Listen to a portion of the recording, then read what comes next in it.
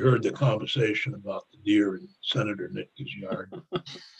I did not Awesome. actually. There's one right in front of Still her right connecting to now. audio. So, Literally one right by my Oh. window where the snow has melted next to my house, you know, and it's, so anyway, they're also in my garden. That's lovely, actually. We don't Yeah. see deer out here very much, but no, well, I don't know you're in if Connecticut? Peggy. Or, Oh, sorry, I'm in. are we ready to get going, Peggy? You're Yeah, where? we're live. We're live, and Gina, you're a Massachusetts. co-host. Okay, all right, so I can show my own Good slides morning. whenever you're This all is ready. this is Senate Judiciary on Thursday, March 25th.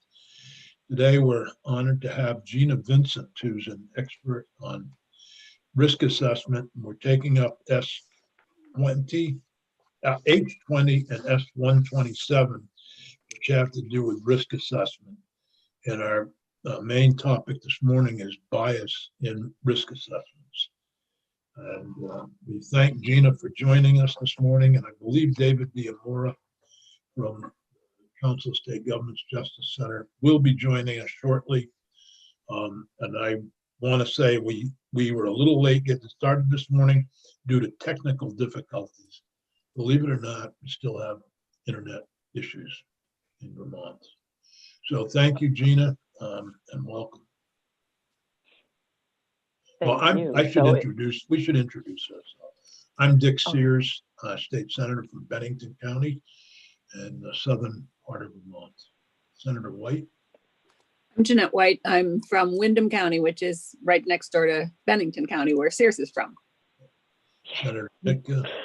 Alice Nitka from Windsor County and a few other towns out of the county, which is in the center of the state, so to speak. Senator Baruth. Good morning. I'm Phil Baruth. I'm from Chittenden County. And I'm Joe Benning. Gina, good morning from the wild, wonderful, and actual real Vermont called the Northeast Kingdom, technically the Caledonia District. Anyway. Good morning. It's nice to meet you all. I just heard of the North Kingdom for the first time yesterday, actually. Oh, really? So I'm going to have to come check it out. Yes.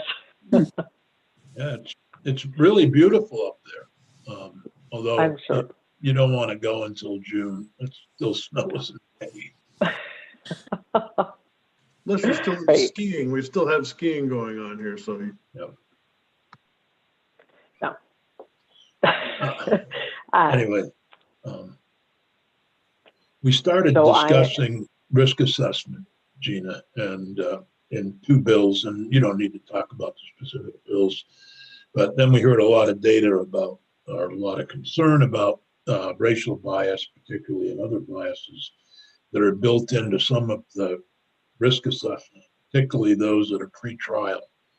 And H20 makes pre-trial risk assessments optional. And S127 tries to follow some recommendations from Council of State Government's Justice Center Working Group on justice reinvestment in Vermont, which would be pre-sentence, but post-conviction risk assessments. Okay. So the floor is yours. Okay, great. Thank you. It's nice to meet you all, and it is an honor to be invited. I'm always happy to speak with any state or state agency who's interested in hearing more about the research to help you make an informed decision. And I just think it's commendable and wonderful that you're all doing that. I'm going to, if it's all right with you all, I'm going to share my slides. Okay. Please. Great. All right, thank you. And I am in Massachusetts at the University of Massachusetts Medical School, and we don't have any snow anymore. But I am originally from Alaska, Oh my gosh. which I believe the landscape is much more similar to Vermont.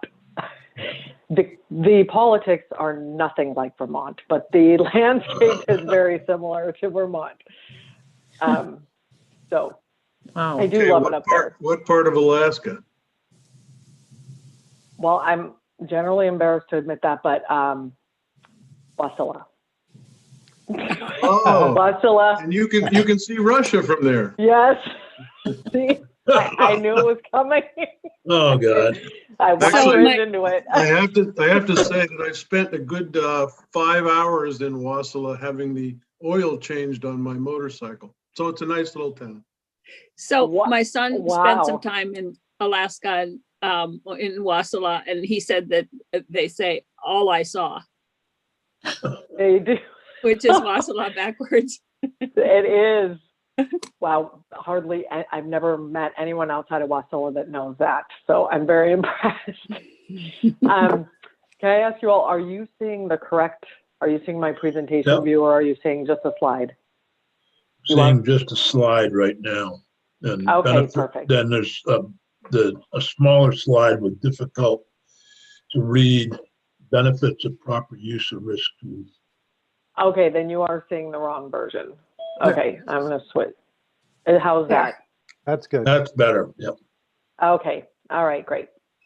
So the question about are risk assessments racially biased?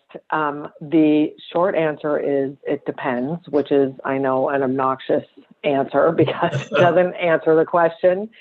The short answer is it depends. And the other point about racial bias and risk assessments is that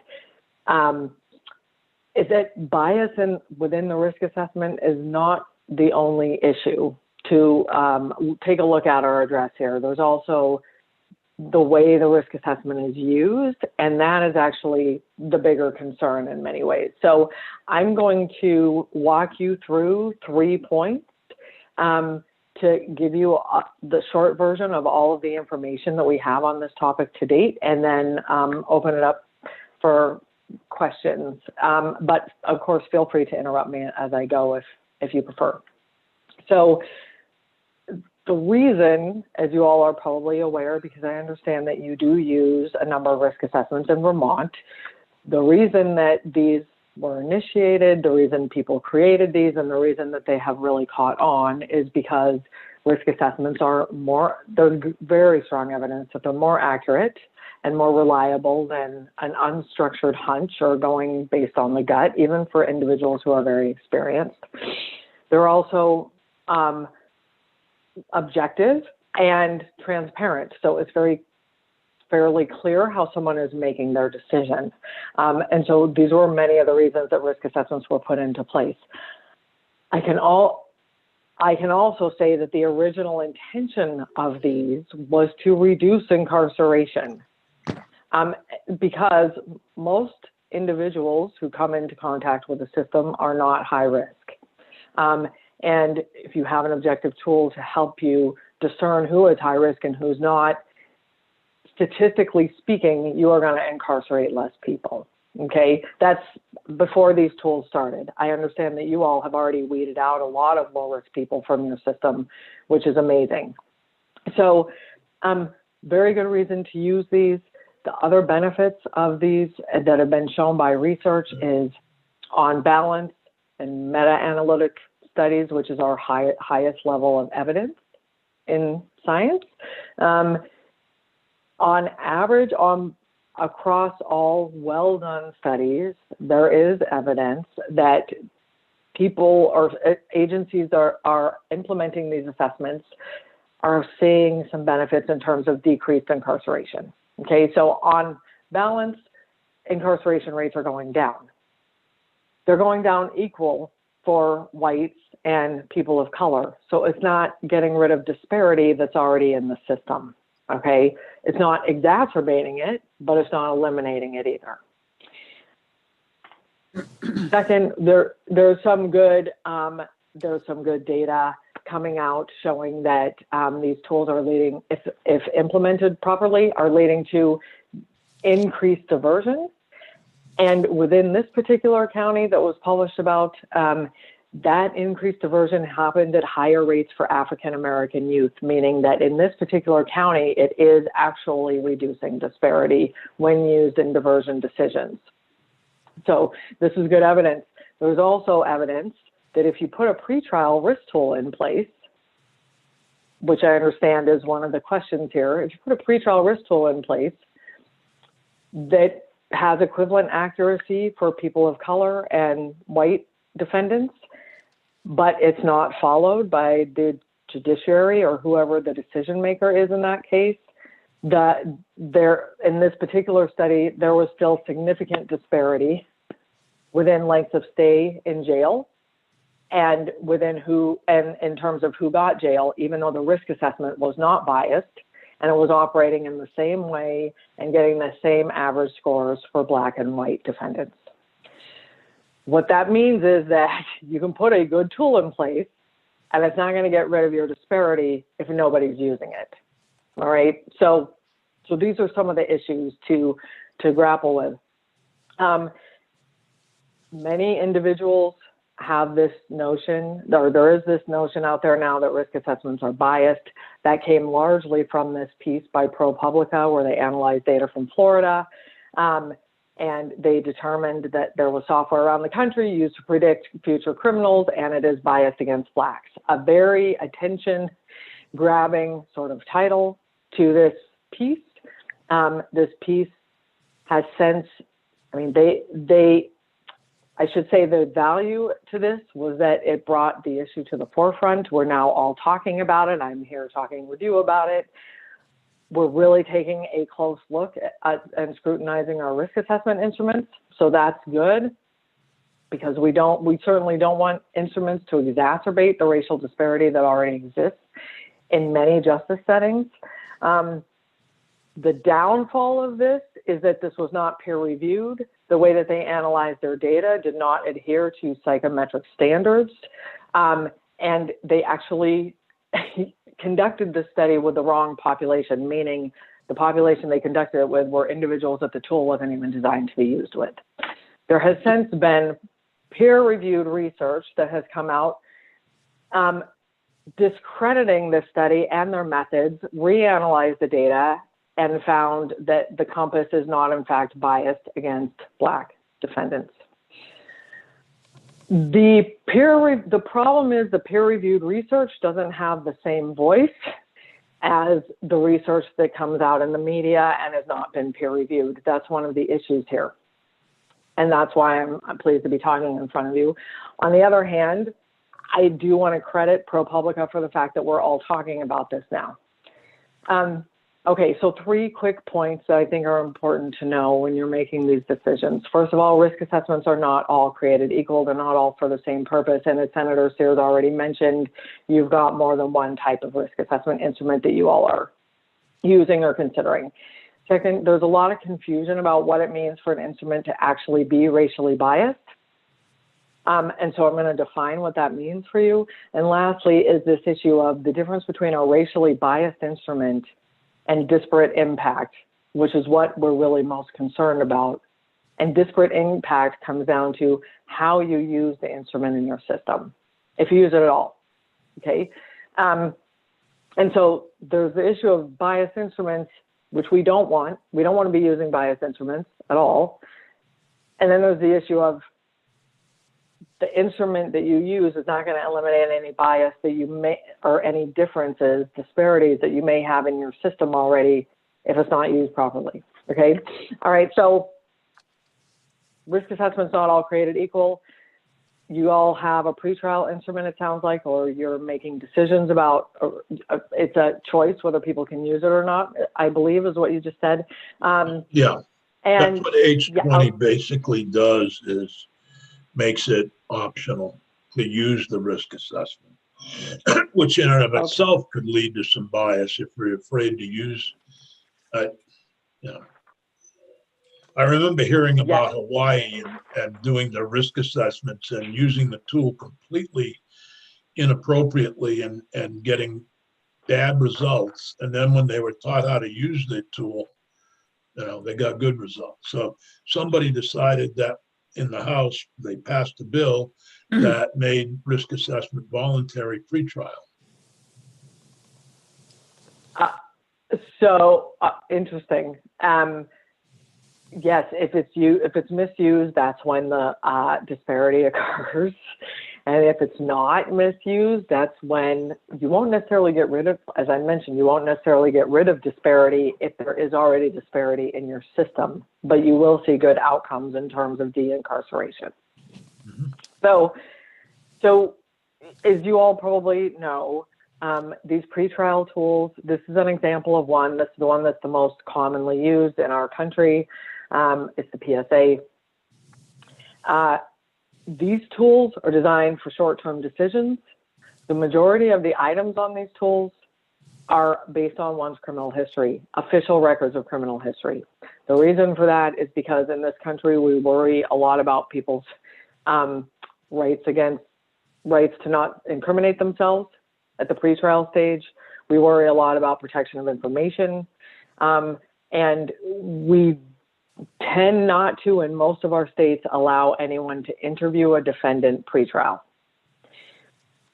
There's a lot of good reasons that we do that. The downside of that is that when we're trying to estimate someone's risk, we're sort of stuck with what we have in their file, and that tends to be just their criminal history.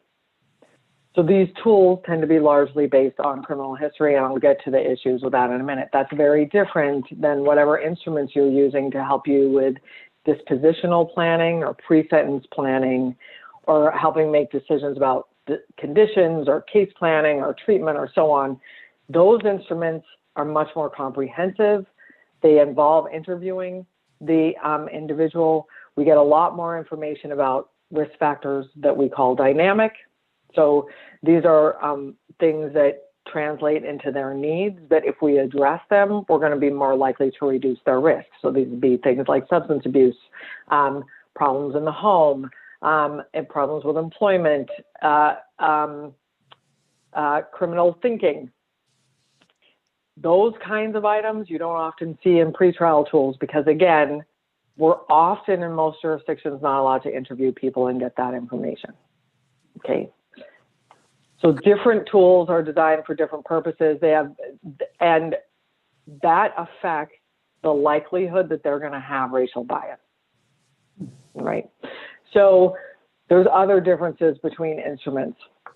Some instruments are formulaic, which most pretrial instruments are. That means that the decision about whether someone's low, moderate, or high risk is based on a score, based on some kind of formula. I understand you use the ORAS. The ORAS is an actuarial tool. It does the same thing. Okay, it's formula-based. Not all instruments are formula-based. All right. There's something known as structured professional judgment, and I won't get into that unless people are particularly interested in it. The methods that are used to construct an instrument are also different.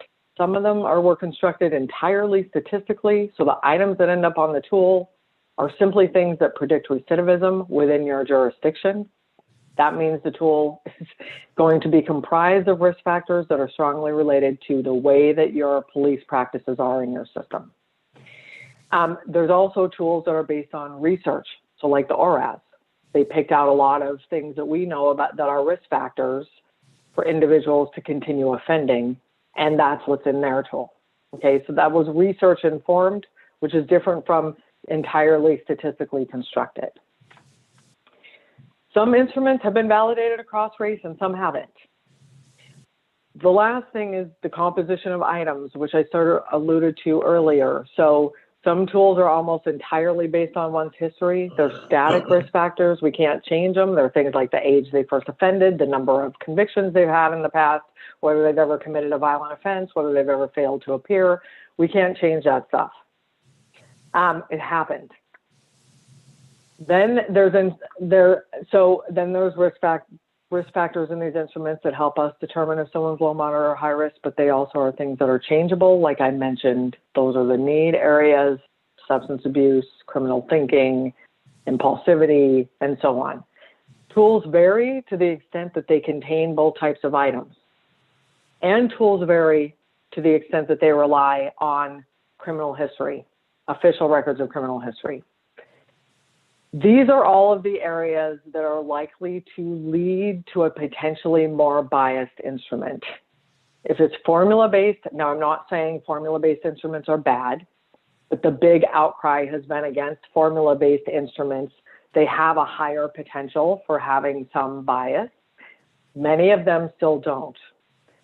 If it was statistically created only, which a lot of the pretrial tools were, but not all of them, if it hasn't been validated by race, that's a problem.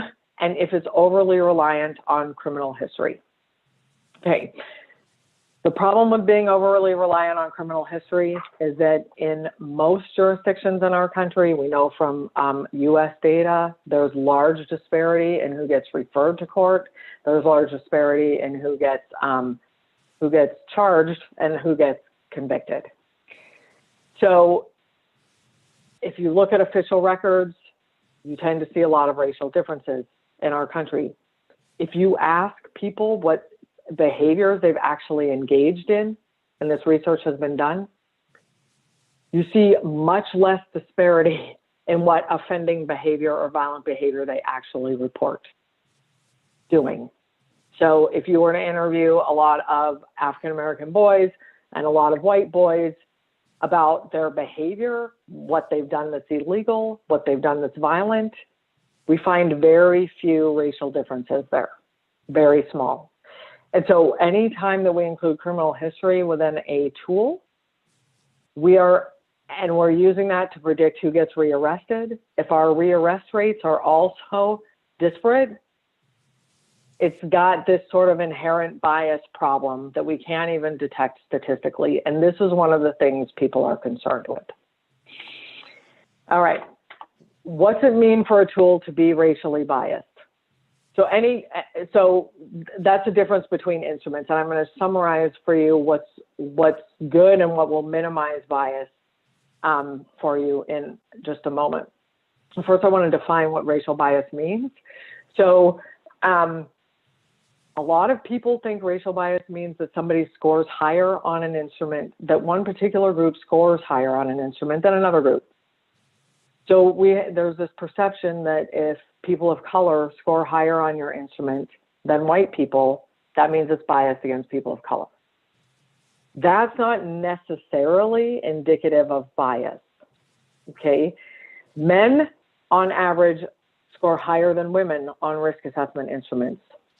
Almost always, men score higher on women higher than women on a risk assessment instrument. That's because men are more likely to offend and be arrested than women. The tool is doing its job. It's scoring men as higher risk. If you have a woman who's presenting with the same kind of risk factors that a man is, she's going to score high on that instrument too. It's just that women tend not to have risk factors to as great of an extent as men. They just don't offend as much, okay? That does not mean the tool is biased. That means the tool is doing its job. Gina? Right. Yep. If I could just ask something there. So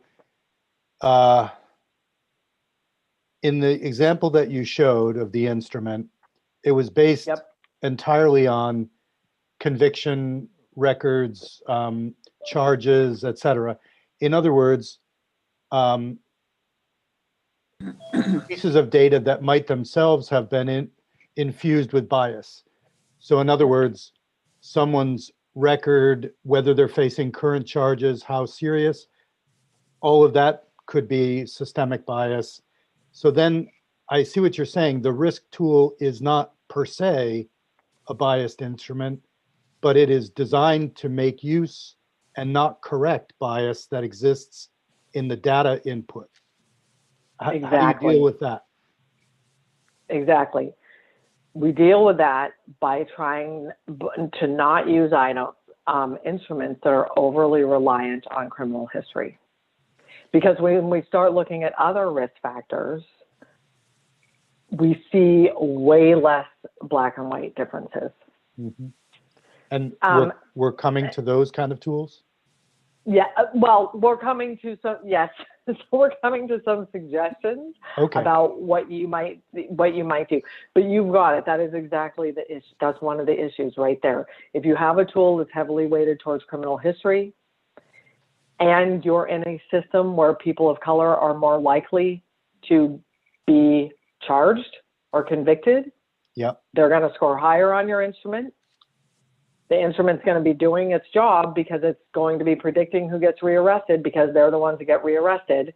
And then you've got this inherent bias circular problem.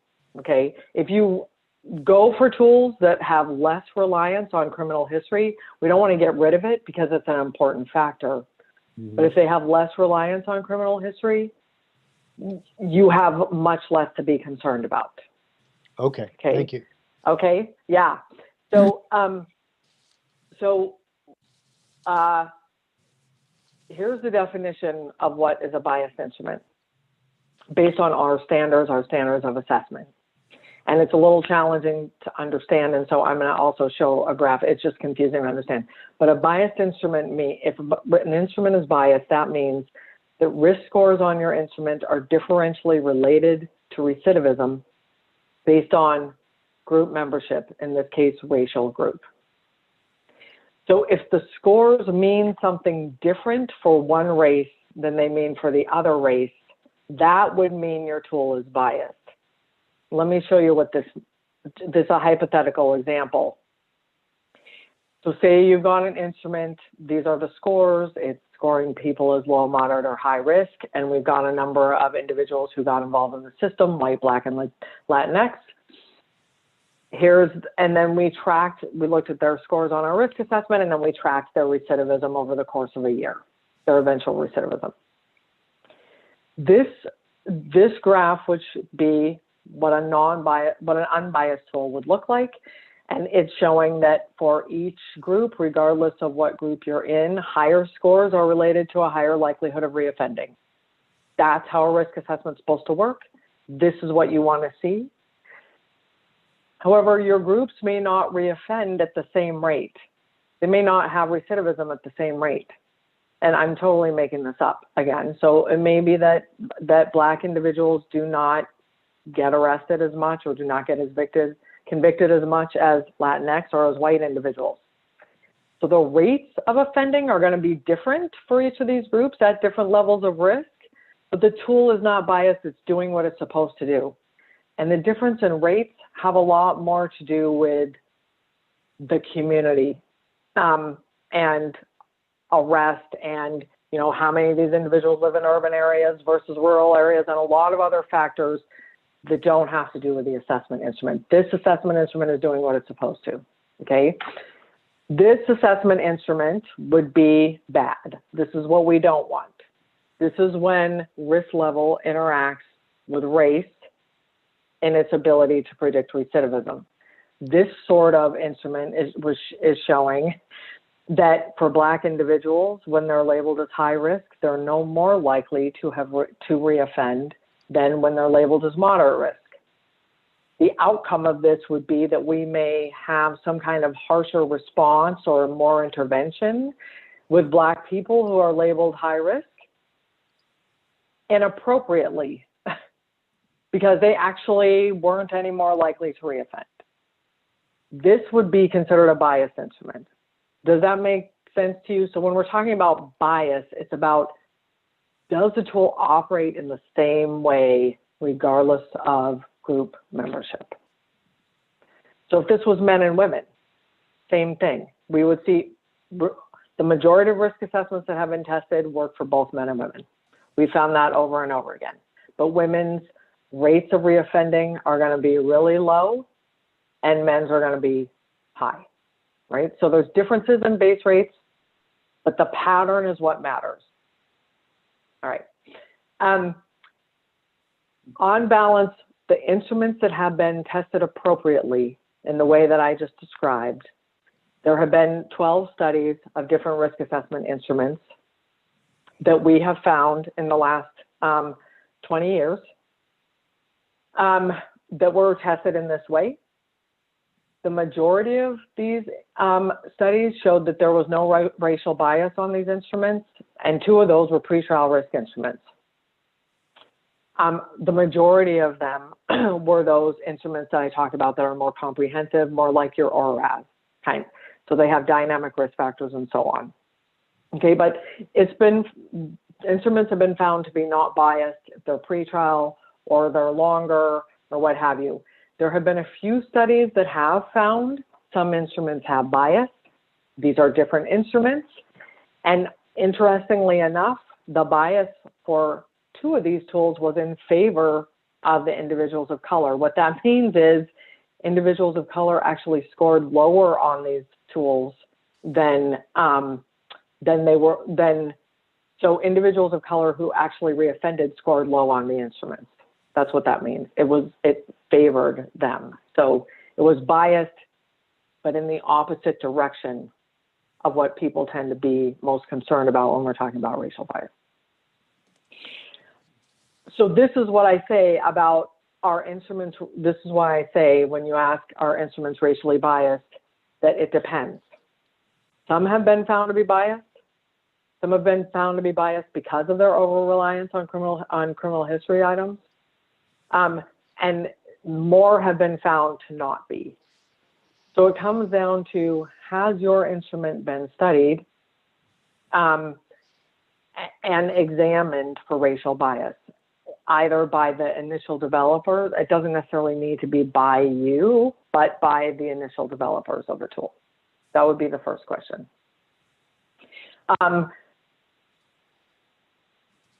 So where it's been found, it has more to do with the tool assessed and with the particular race or culture. We do have to admit we know a lot more on these instruments about white versus black individuals than we do Latinx or Asian or other groups that may get into our system. Okay, the research, don't have as much research on other groups, and I don't know the demographics in Vermont as well. And this is a little bit complicated, but it will be impossible to have an instrument that is, if you calibrate your instrument really well to your recidivism rates in your state, and again, if your recidivism rates have racial disparity, then it is mathematically impossible for you to have a really good, highly predictive, highly accurate instrument that doesn't misclassify more individuals of color as high risk.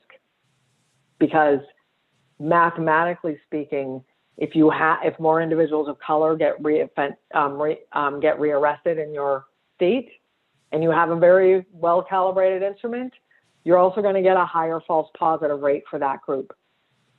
That's just math.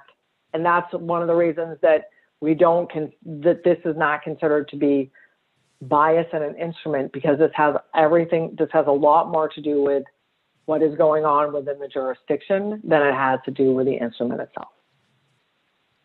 So what do you do about this? Well, there's concern.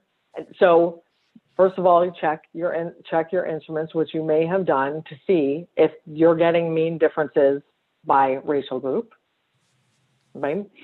The concern is that those mean differences will lead to one group being treated more harshly than the other.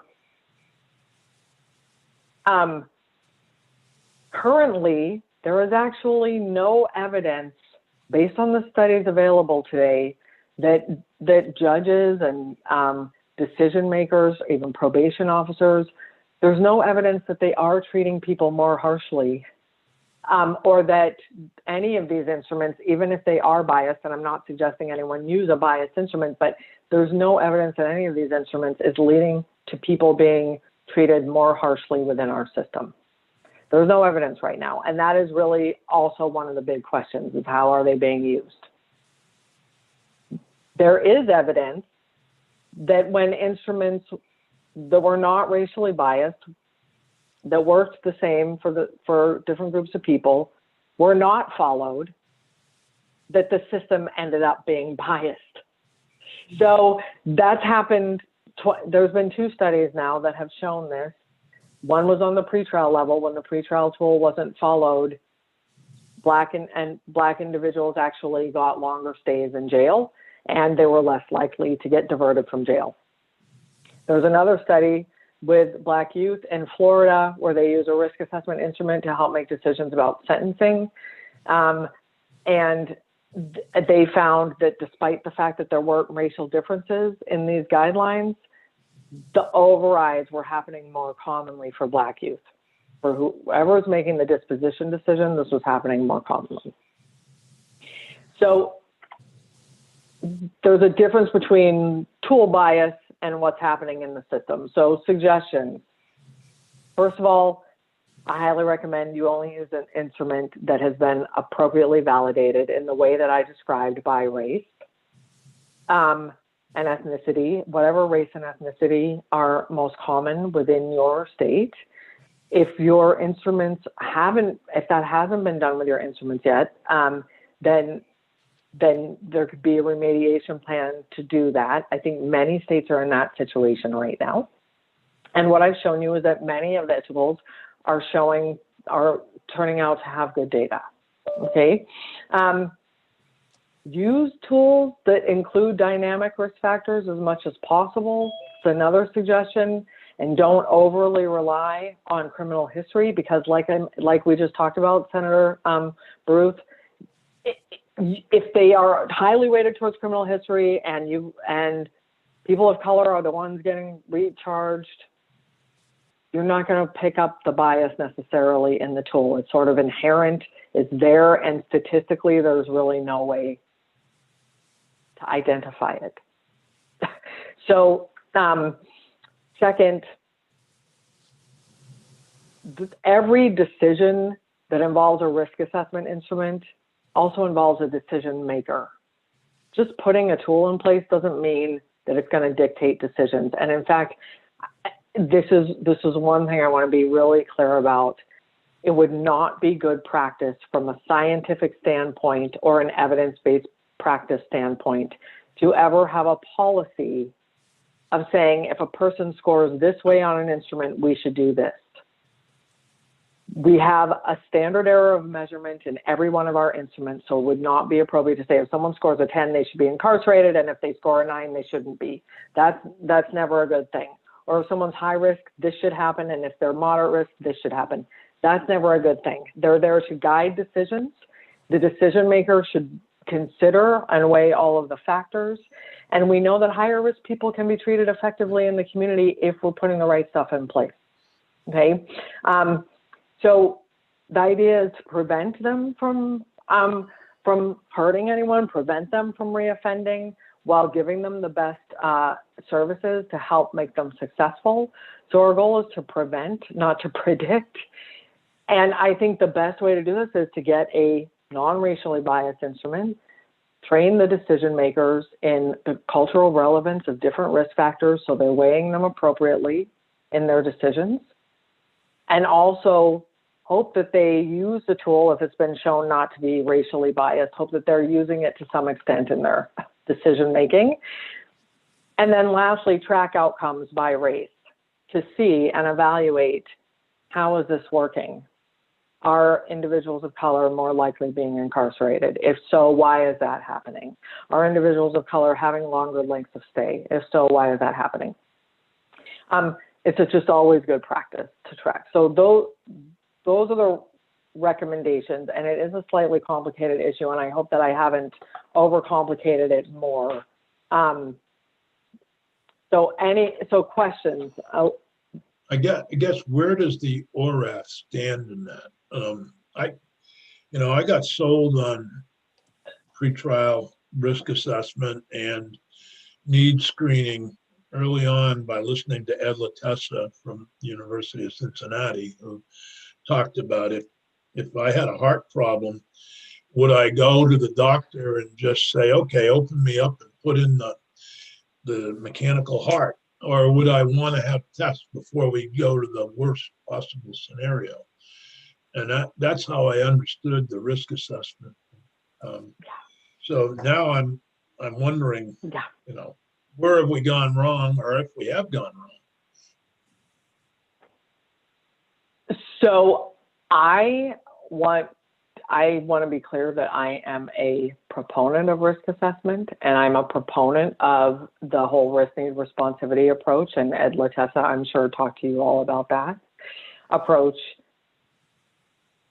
We've seen these do more good. We've seen a lot of evidence that these have done good. We haven't seen, as I mentioned, any strong evidence that they've done bad. And so I'm a strong proponent of doing that. I think that the ORAS, the good thing about the ORAS, that's an instrument that has a lot of dynamic factors. It's also an instrument that wasn't created statistically in the way that's most likely to lead to biased decision-making or inherent bias. It was created responsibly based on the research and what we know predicts or is associated with offending in adults. So the ORAS is a good instrument. I would ask Ed Latessa and his crew if they have evidence on racial bias and if they've looked at that with the ORAS. And that would be my first question. And if they haven't, ask them, when are they going to do that? That would be my first question. Or you can do it within your state. Yeah. What about the juveniles? You mentioned juveniles at one point, and it's not clear to me which we use for the it's a Yahtzee or something like that. Yazzie. Cool. You use the Yazzie? Is it the Yazzie? I think so. For juvenile, I believe that's what they use for juveniles. Is that validated as well? The Yazzie is similar to the ORAS in the way that it was constructed, and it's also got a lot of protective factors and strengths in it. That's something people really like. The juvenile scene is where I spend most of my time, and I can say the Yazzie to date has not published data on racial bias in the way that I've described. We haven't seen these analyses for the Yazzie yet. I can say that there have been 2 studies of racial bias on the Yazzie that didn't look at it in the most that didn't look at it in the way that I just described, but did look at differences in predictive accuracy, and they found that the Yazzie was not biased, that it was operating very well for Black and white youth. That study was done in Virginia, so there is promising data there. I would ask them to do one of these studies looking at it in the way that I just described. But you've got 2 tools that are very promising that have low likelihood of being biased. They've got all the right ingredients. And so I think that I would ask the developers for their evidence, or I don't know if you all have a research department that you work with in there. I know there's a great university and there's some good professors that can do this kind of work. If you wanted to have them take a look at it. Our biggest problem, I think, is getting data to use to do any research. When the Justice Center came in to look at our data for have a data-driven response to criminal justice issues, they couldn't find much data. So it was hard. They had to really dig. David Diamora is with us right now. Thank you, David. May want to comment on the difficulty in getting data. So we're trying to upgrade our research right now and trying to have that available. But David, did you want to comment any on these issues as well as on the data, the difficulty of gaining data here? I would, excuse me, thank you, Senator Seuss. I would just say a few things. The first is that indeed there are difficulties getting all of the necessary data that we would want to be able to accurately look at all of these. And Vermont's very aware of this and is indeed working on improving that both at the state, the legislative level, but also the court system is looking at this, as is the Department of Correction and the Agency of Human Services. So folks are very aware of this. It's not easy to fix and it's not cheap to fix. And so it's not going to be an overnight fix, but folks are certainly working both within the current structures to improve that and really looking at what ultimately, frankly, needs to be a replacement of the current structure. Ultimately, there are too many siloed kinds of data entry issues or data piles of data in different places that pulling together gets difficult. But Vermont is certainly looking and working at that. I think my only other comment, as I'm sure is no surprise to anybody on this committee, that I would echo Gina's views in terms of the importance of appropriately using appropriately validated risk and needs assessment. When you look at the model of what's called risk, needs, and responsivity, you can't break them out. You can't look at needs without understanding risk, because needs are the other side of the coin of the risk factors. You can't figure out how to meet needs if you don't understand what the risks are. And the third component in that model, and this is where systems fail all the time, is the issue of responsivity, which means understanding the people that you're working with, the differences in terms of culture, ethnicity, et cetera. Understanding the bias in the system, and make no mistake, there is bias in your system, because there is no system where there isn't bias. It's nothing personal about Vermont. It just is there. It's probably not there the same in every part of your state, but it is there. And the argument that I constantly make, and I've said to this committee before, is that if you don't have something that you are able to measure with, if you are not able to have the canary in the coal mine, then you can obfuscate that bias wherever you are. You can come up with one excuse after another as to why it is or isn't in a particular jurisdiction. But when you have hard numbers showing you consistently that in jurisdiction 1, people of color are being accurately rated higher than in jurisdiction 2, it tells you you have a problem in that jurisdiction. Absent that kind of data, you can fool yourself. And so I strongly support the, again, appropriate use of these tools, and they need to be transparent, and they need to be, everybody needs to be looking at them carefully. The judiciary, the legislature, the Defender General, and all of the defense attorneys, the prosecutors. It should be open and clear to everyone what is being looked at, what is being measured, and how it is being used. And those are my comments, Senator. Thank you. Questions for Gina or David? Yeah, Gina, would you like to comment? I have a question. So I agree with David. I mean, you have two very promising tools, good evidence that will give you a lot of information that allow you to follow that risk, need, responsivity approach in decision making. Very good stuff. I don't know about your pretrial tool. That you have one, people can have a choice whether they can use it, but I don't know if it's something that's been validated. I don't know where it comes from. I'm not familiar with it. So I was just curious what your pretrial tool is. I don't know the name of it, actually. Dale, do you? Or Dale Crook from the Department of Corrections? Yeah. We don't administer on the pretrial side, but I do believe they're using the ORAS screening tool. David's here, he might know. Yeah, David, it's the ORAS. It's the ORAS detention. I believe so. I'm not positive though.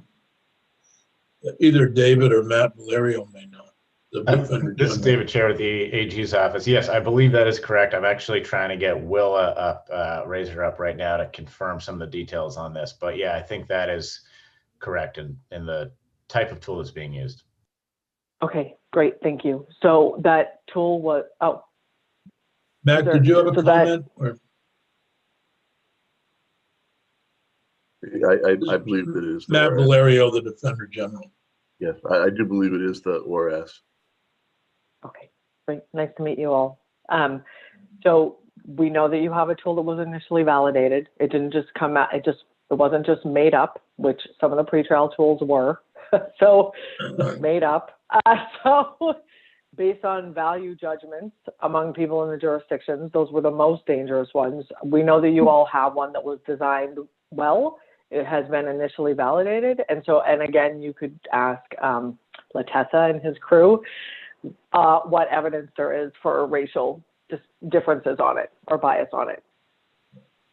I have a sense that many of our decisions are made in the plea bargain area and may not actually take in the real risk and the needs of the individual.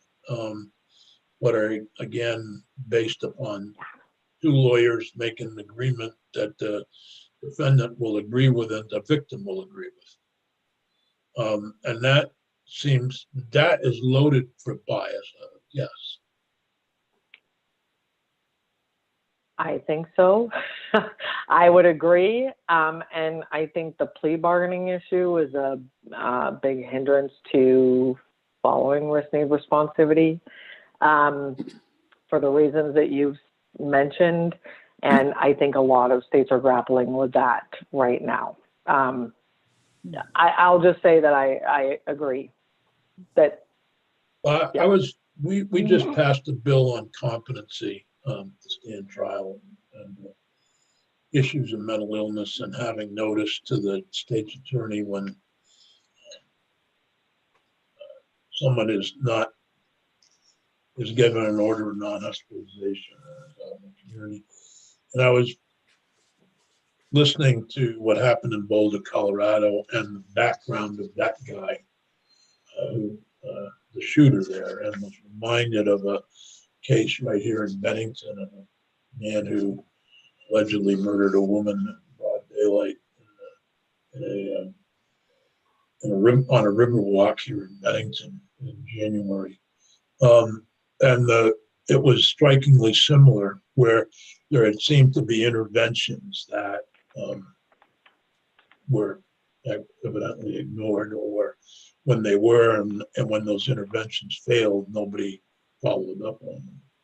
So I think there's your needs screening tool that needs to be there and needs to be followed to make sure that the public is safe. We'll see the outcome of both of these cases. But I found some eerily similar information about the guy in Colorado and the guy in Bennington in terms of mental health. Yeah. I hate to do this, but I have a 10 o'clock. Well, I have to we jump off at 10. We very much appreciate having you with us this morning, and had no idea it was getting close to 10.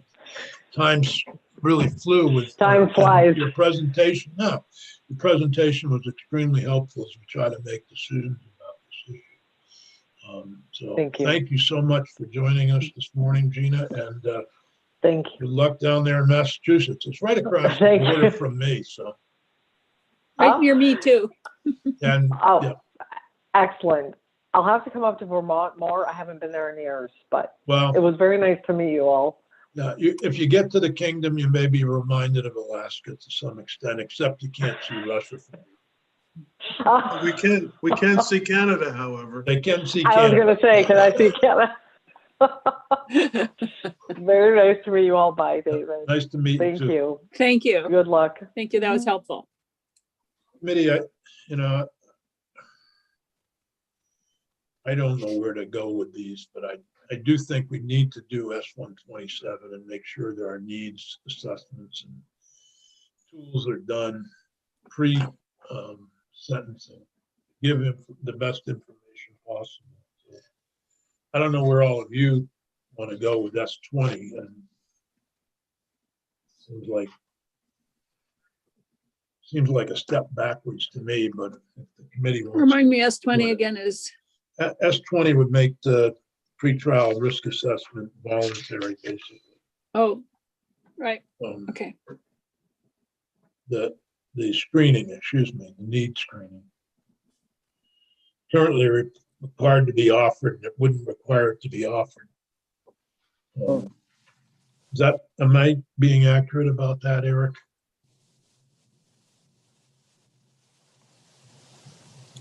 Well, it does a couple of things, and it does apply to risk assessments, not just need screenings. And it does change them from mandatory to discretionary, so that's right. They do not have to be offered. Remember, the defendant doesn't have to undergo them anyway, so they can decline. But under current law, they have to be offered, so that's mandatory. That becomes discretionary. And as well, they're limited in another way, which is that under current law, the risk assessments are used both to assess risk of non-appearance and risk of reoffense. So the other thing that H18 does is it limits their use so that they would only be used for risk of non-appearance as opposed to risk of non-offense. So you see the two different ways they are limited. They go from mandatory to discretionary, and they're not used to assess risk of reoffense anymore. Eric, remind me, who makes the offer? If it's not mandatory to offer it, who decides? Who decides to offer it, or who Yeah. decides whether to have it? Well, right now it has to be offered. And then the defendant can choose, right? But Correct. But if it isn't mandatory to offer it, who decides whether or not it is offered to the defendant? Oh, I see what you mean, because it's discretionary. Yeah, Go in the bill. So who makes that discretionary Right. decision? right. I'm not remembering that off the top of my head. Might be a good question for David as a practical matter, who makes that offer? I think it's the court, actually. The court may. I'm trying to pull up the language here.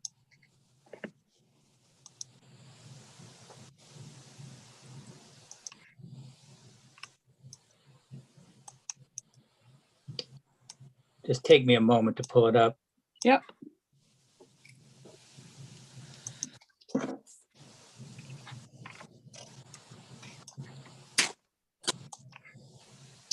So Judge, yeah. under the Judge proposal may. is a judge may request, so it's the court may request that the pretrial services coordinator perform the risk assessment. Okay, thank you. Yep.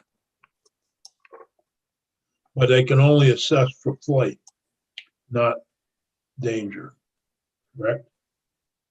Correct. Not reoffense. Yep, not danger, only for risk of non-appearance, which is essentially the same thing as flight, that they're not going to show up for the future court proceeding.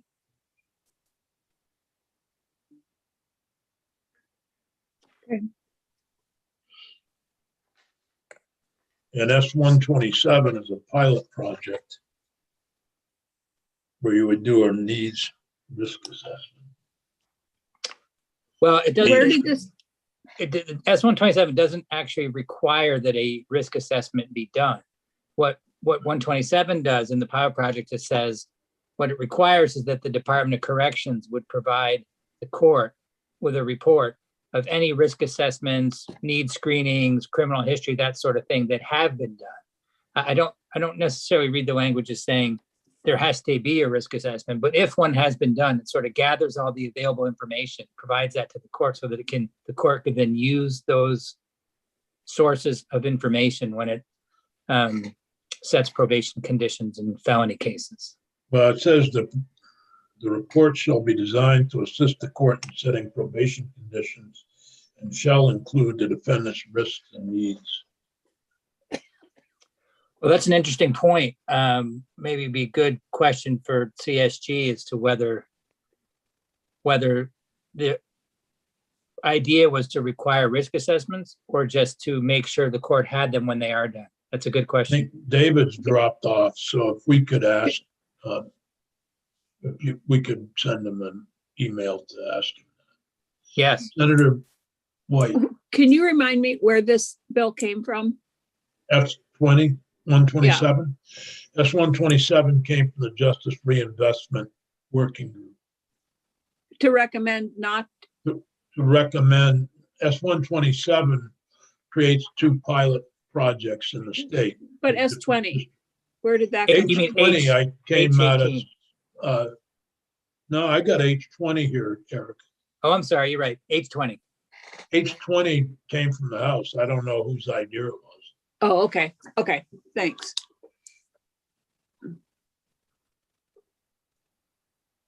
Whose idea was H20? I see a hand being Woke up raised. one morning and decided to do this? Is it you, David? Yes, Senator, it was our idea. Happy to explain a little further where it's coming from, which is not Okay. actually any animus towards risk assessments, but more our ability to perform them in a way that's usable. Oh, right. Willa talked about that. And okay. Okay. That's right. Yeah, I remember now. Thank you. And you know, the ORAS PAT is the tool. I did just get in touch with Willa. She emailed me some information, and as part of that tool, it does require, in order for the tool to be used properly, it does require questions to be answered about criminal histories. And our caseworkers cannot lawfully access those histories, nor could we lawfully, as the AG's office, share them with them because of the restrictions around the federal government's criminal history,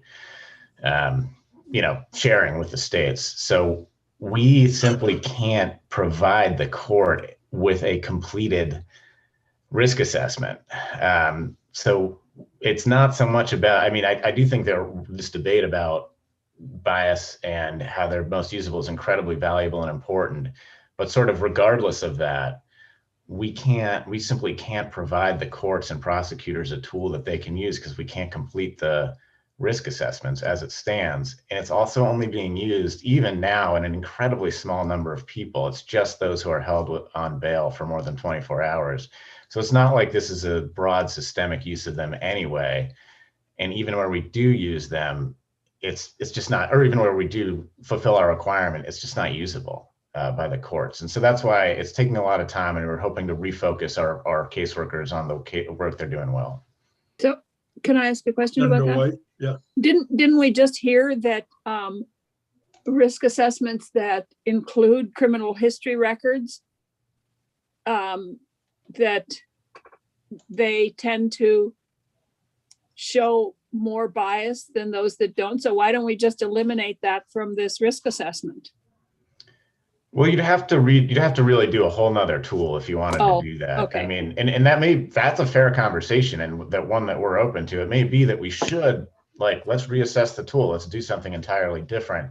That's going to be a process. And in order to do it properly, to assess the risk properly, you have to validate it for Vermont, meaning you have to do a statistical study of how the various risk factors actually play out in this state, not just generically. And anywhere in the country. So that's certainly a reasonable way forward, but it's not one that could be done immediately. It's something that would require some real work and finding a new assessment that perhaps weighs those things more fairly in the way the professor talked about. Good, thank you.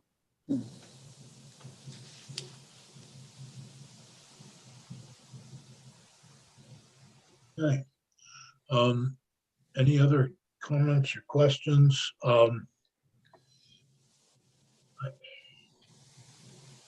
About this.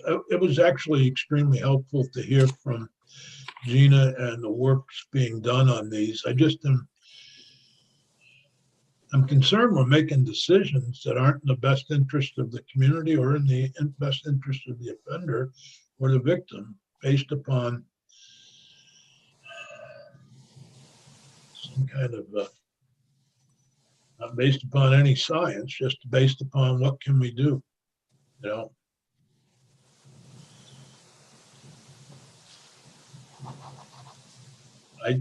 I strongly support S-127. I don't necessarily support H-20. I've heard the Attorney General. Matt, go ahead, please. Thank you.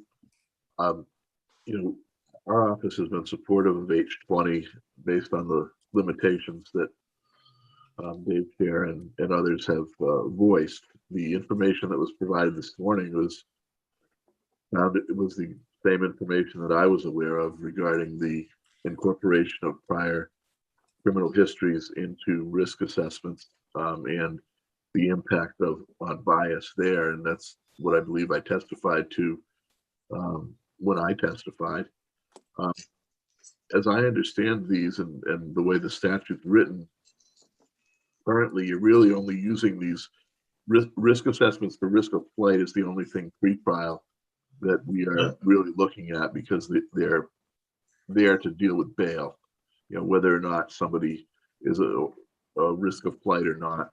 And they're only offered, I believe, after somebody's been held 48 hours on bail, not at the court when we are, when we're doing it. So it's an opportunity for a defendant to provide information based on the risk assessment that might get them out of jail. It's not used on the individuals who are already going to be released. So it's a relatively small number overall of the people who come through the system. And, as a result, we are not, we're not concerned with, reducing the mandatory, eliminating the mandatory offer, so to speak, because if a defendant wanted it, he could still ask for it and still get it, as I understand it. So it doesn't really limit the defendant's options if the defendant wants to use it. And we have supported the bill in the House, and we supported it as it was introduced, and we support it as it passed the House. As a practical matter, I don't think they were being used anyway. So, thank you. Thank you. So you want to clean this up first next week? Decide. I don't know that we need any more witnesses.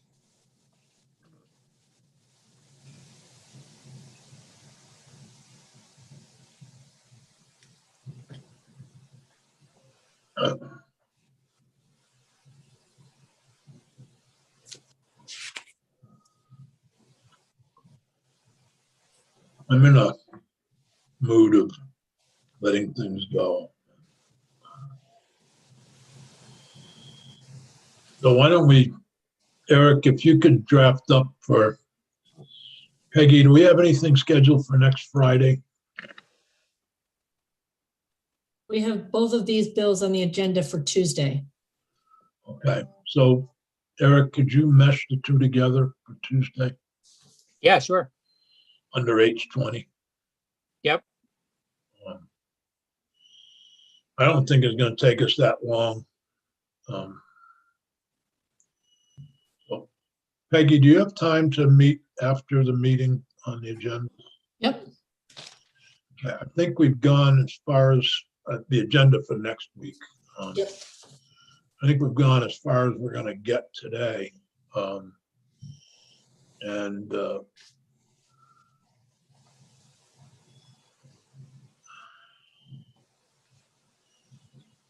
Okay.